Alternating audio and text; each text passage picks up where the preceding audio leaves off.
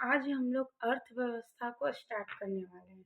अब तक हमने जो भी बात किया वो बस इंट्रोडक्शन का बात था कि अर्थव्यवस्था क्या होती है, किस प्रकार की होती है, कैसी-कैसी गतिविधियाँ होती हैं, किन-किन आधारों पर उसे बाँटा जाता है। आज हम लोग अर्थव्यवस्था में फर्स्ट चैप्टर स्टार्ट करने वाले हैं जिसका नाम है इन्फ्लेशन। इसका नाम क्या है? इन्फ्लेशन। इन्फ्लेशन कहने का मतलब होता है मुद्रास्फीति। ठीक है, इन्फ्लेशन कहने का मतलब क्या होता है? मुद्रास्फीति। अब ये मुद्रास्फीति क्या है? तो मुद्रास्फीति क्या है, यानी कि अगर ये पूछा जाए कि ये क्या है, ठीक है, तो ये क्या है, तो एक तरीके से हम कह सकते हैं कि यह महंगाई है। ठीक है, तो महंगाई कैसे होती है? तो कहा जाता है जब सामान्य कीमत स्तर, ठीक है, जब सामान्य कीमत स्तर, ठीक है, जब समान कीमत स्तर, जिसे हम लोग कहते हैं general price, general price theory, sorry level, general general price level, ये क्या होता है? यानी कहा जाता है कि जब पूरे देश में वस्तु एवं सेवाओं की एक औसत कीमत क्या हो बढ़े, यानी पूरे देश में जितने भी, ठीक है, पूरे देश में सभी वस्तु एवं सेवाओं की एक औसत कीमत में क्या होती है? वृद्धि होती है।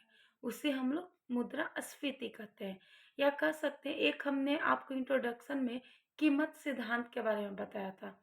तो कीमत सिद्धांत जो होता है वो मांग के अनुसार, यानी किसी एक वस्तु, एक उपभोक्ता, ये सब पे होता है।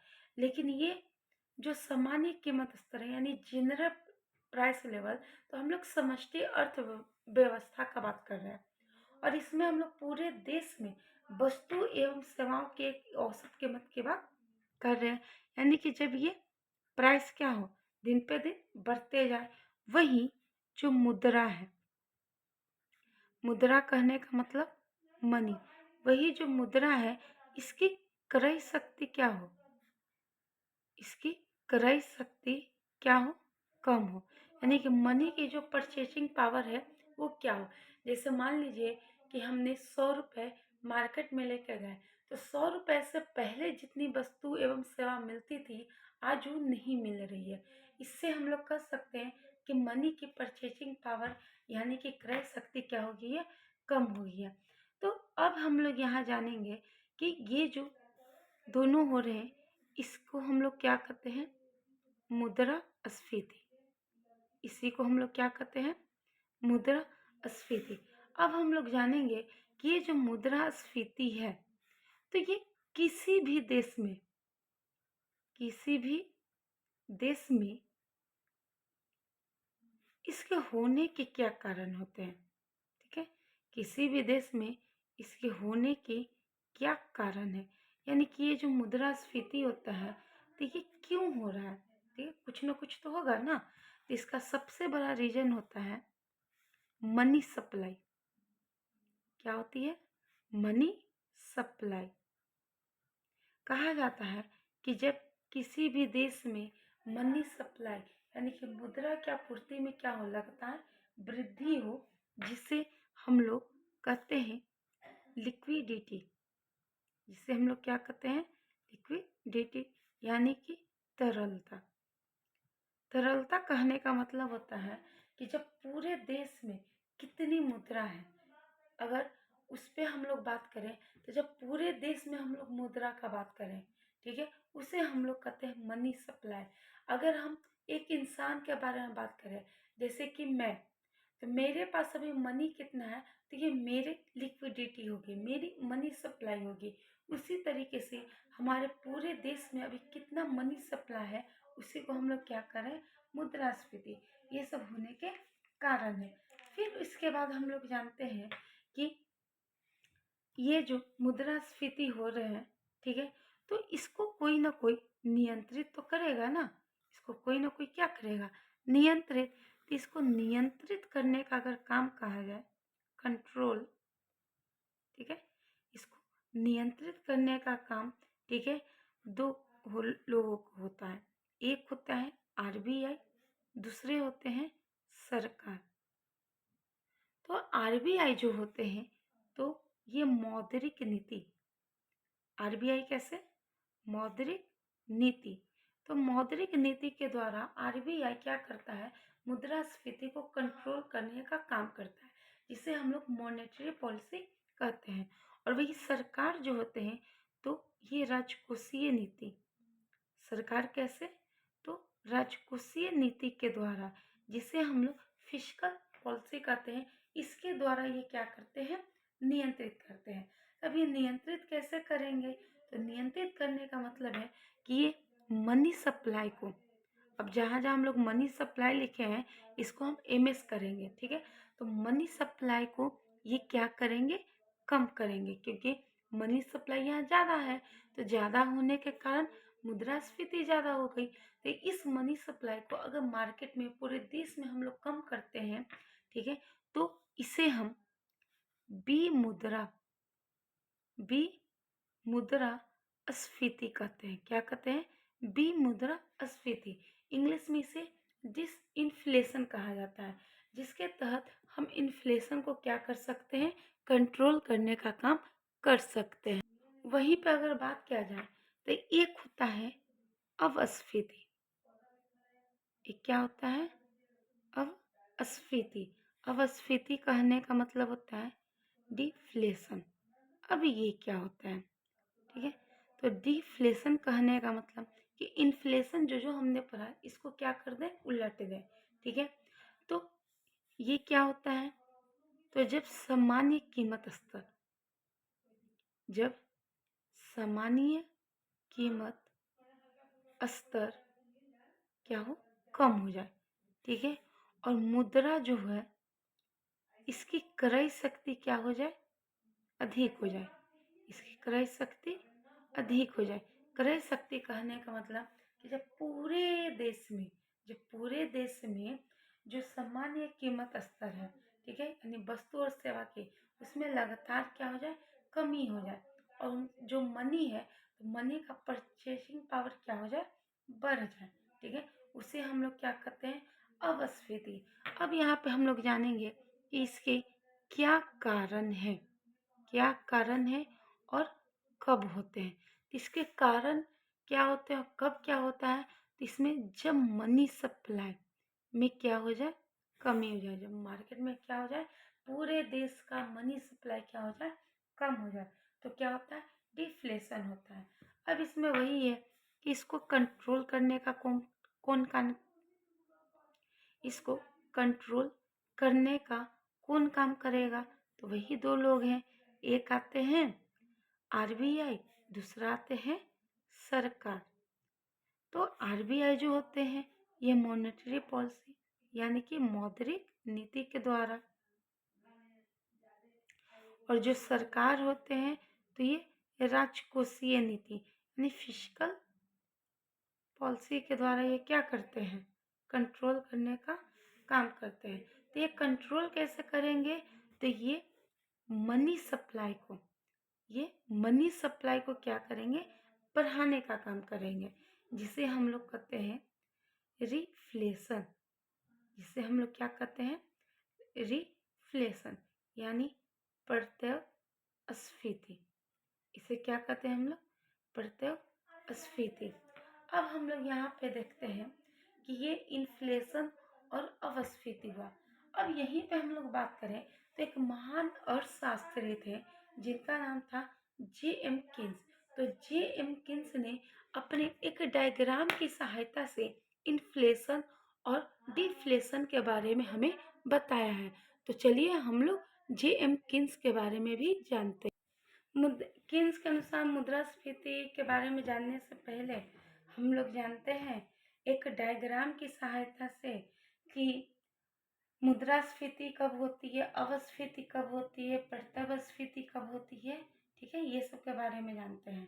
तो जैसे देखिए, तो जब यहाँ से जीरो, ये जो हमारा है ये डायग्राम, तो ये हमारा मूल्य में वर्तमान की दरें बता रहा है परसेंटेज में।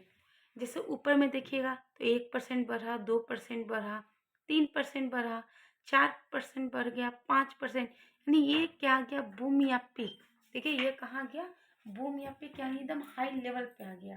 तो हाई लेवल कहने का मतलब होता है कि यहाँ पे क्या हो गई, मनी सप्लाई, यहाँ क्या हो गई, मनी सप्लाई ज़्यादा हो गई। तो जैसे ही मनी सप्लाई ज़्यादा होगी तो समझिए कि यहाँ पे क्या आ गया, मुद्रास्फीति। यहाँ क्या आ गया, मुद्रास्फीति। अब इसी मुद्रास्फीति को कंट्रोल करने के लिए आरबीआई और सरकार की नीतियाँ आएंगी। आरबीआई में मौद्रिक नीति और सरकार का राजकोषीय नीति, अपने नीति की सहायता से ये क्या करेंगे, मनी सप्लाई को कम करेंगे। और मनी सप्लाई को कम करेंगे जिससे बी मुद्रास्फीति लाएंगे। क्या लाएंगे, बी मुद्रास्फीति। ठीक है, बी मुद्रास्फीति यानी डिस इन्फ्लेशन लाएंगे। डिस इन्फ्लेशन आया, ठीक है। फिर यहाँ पे क्या होता है कि देखिए, जीरो से जब धीरे धीरे परसेंटेज क्या हो जाए, कम जाए, यानी महंगाई क्या हो, एकदम कम जाए। जैसे -1%, -2%, ऐसे तो महंगाई कमते जाए, इसे हम क्या कहते हैं, अवस्फीति। इसे क्या कहते हैं, अवस्फीति। अब जैसे ही अवस्फीति आएगी तो सरकार चाहेगी कि इस अवस्फीति को क्या करें, कंट्रोल करें। तो इसमें फिर से दो नीतियां आएंगी, एक आरबीआई का नीति और एक सरकार का नीति। आरबीआई का नीति तो मौद्रिक नीति के द्वारा और सरकार का नीति राजकोषीय नीति के द्वारा आएगा। और मनी सप्लाई को, यहाँ पे क्या हो गया, मनी सप्लाई बहुत ही कम हो गई। ठीक है, तो इस मनी सप्लाई को सरकार और आरबीआई मिलकर क्या करेगी, बढ़ाएगी। और उसे हम लोग करते हैं प्रत्ययस्फीति। इसे हम लोग क्या कहते हैं, प्रत्ययस्फीति। और यह निरंतर क्या होते रहता है, चलते रहता है। इसी को किन्स ने क्या किया था, बहुत ही अच्छे डायग्राम से इन्होंने बताया।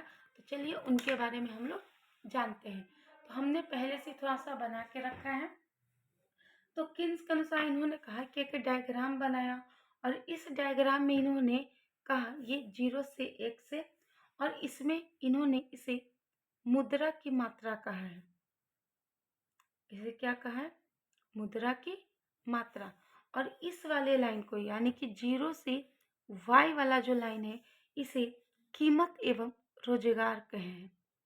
कीमत एवं रोजगार। ठीक है, अब जो किन्स जी थे, इन्होंने एक और लाइन दिया और कहा कि ये जो लाइन है AD इक्वल टू AS। अब यहाँ पे AD इक्वल टू AS क्या है, तो देखिए किन्स साहब जो थे, इनको हिंदी आती नहीं थी, तो इन्होंने इंग्लिश में ही AD इक्वल टू AS कहा। तो AD इक्वल टू AS कहने का मतलब क्या है, तो सबसे पहले ये जानते हैं कि ये फुल एम्प्लॉयमेंट, फुल एम्प्लॉयमेंट होता है, यानी कि पूर्ण रोजगार होती है। क्या होती है, पूर्ण रोजगार। इनका कहने का मतलब है, एडी कहने का मतलब होता है एकीकृत डिमांड। यहाँ पे मैं लिख देती हूँ, एडी कहने का मतलब एग्रीगेट डिमांड। ठीक है, यानी कहने का मतलब संपूर्ण मांग अथवा समग्र मांग, ये एडी का मतलब हुआ। अब एस आप खुद कर सकते हैं, एग्रीगेट सप्लाई। ठीक है, यानी कि संपूर्ण आपूर्ति या समग्र आपूर्ति। इसका कहने का मतलब होता है, किन्स जी बोले कि एक ऐसा लाइन जहाँ पे जितना डिमांड हो उतना ही क्या हो, सप्लाई हो। लेकिन आप खुद सोचिए, ऐसा संभव है? जैसे कि घर में जब रोटी बनती है तो कभी ज़्यादा ही हो जाता है, कभी कम ही हो जाता है, तो ऐसा है नहीं। तो किन्स जी का यह काल्पनिक एक सोच था। ठीक है, अब इन्होंने कहा कि अगर इस लाइन के नीचे, यानी AD इक्वल टू एस के नीचे रहे, तो इस लाइन को हम लोग आंशिक क्या कहते हैं, आंशिक मुद्रास्फीति कहते हैं। क्या कहते हैं, आंशिक मुद्रास्फीति। और वही इस लाइन से ऊपर जाए, इसे हम क्या कहते हैं, तो इसे पूर्ण मुद्रास्फीति कहते हैं। तो आप यहाँ खुद भी देख सकते हैं कि जो किन्स जी थे, इन्होंने खुद कहा कि देखिए जो पूर्ण रोजगार, इसे क्या कर रहे हैं इस लाइन को, पूर्ण रोजगार। तो जो पूर्ण रोजगार रेखा के नीचे है उसे आंशिक मुद्रास्फीति कर रहे हैं, और जो पूर्ण रोजगार के ऊपर है उसे पूर्ण मुद्रास्फीति के नाम से जाना जा रहा है। तो ये बस किन्स जी का एक सोचा समझा एक काल्पनिक सोच थी, जो कि ऐसा पॉसिबल है नहीं। ठीक है, इसके आगे हम लोग जानते हैं, इसके आगे हम लोग जानेंगे कि मुद्रास्फीति एवं अपस्फीति के अर्थव्यवस्था पे क्या प्रभाव है। तो इसे हम लोग एक बिजनेस साइकिल से समझेंगे। इसे किसे समझेंगे? बिजनेस साइकिल से समझेंगे। बिजनेस साइकिल कहने का मतलब होता है कि व्यापार चक्र। तो व्यापार चक्र के द्वारा हम लोग इसे समझते हैं कि मुद्रास्फीति और अपस्फीति के अर्थव्यवस्था पे क्या प्रभाव होते हैं। तो सबसे पहले हमने एक डायग्राम बनाया, ठीक है, ऐसे, ठीक है। अब ये आप खुद कर सकते हैं, ये क्या है हमारा बूम है, या फिर इसे हमने पिक नाम दिया, ठीक है। इसका कहने का मतलब क्या है कि ये क्या कर रहा है, तो ये मुद्रास्फीति है। ये क्या है? मुद्रास्फीति।